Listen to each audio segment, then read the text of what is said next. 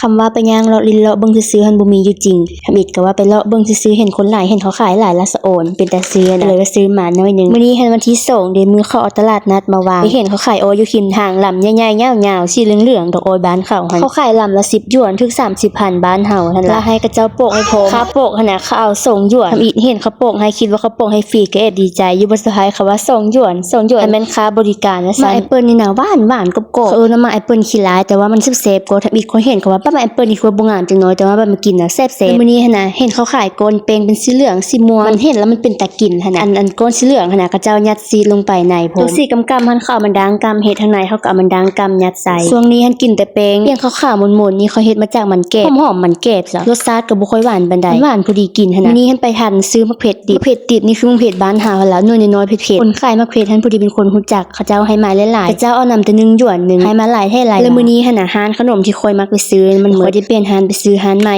คำอิดก็ว่าจะบ่ซื้อเลยแต่ก็ยังซื้อมาอยู่บ่ซื้อมารสชาติมันก็แปลกคือที่คิดไว้แท้ๆรสชาติส้มๆคล้ายกับว่าเขาผสมขี้เหล้าหั่นน่ะกินแล้วมันรู้สึกแปลกมื้อนี้ข้าวต้มตองคล้ายๆแขมอยู่ตู้เย็นหั่นพอดีหมดไปแล้วซื้อมามัดนึงขวงนึงประมาณโลปลายนี่ล่ะข้าวใบไม้อันนั้นหอมๆแล้วก็ยังบ่ลืมไปแวะซื้อข้าวเปียงนี่นะเปียงใหญ่ๆกับเจ้าหาก็เฮ็ดก็เปียงน้อยๆมนๆหั่นแม่ค้าแถมมายามหนาวแล้วก็เจ้าเฮ็ดข้าวเปียงอันนี้นะขายตลอดตลาดนี้เห็นตลอด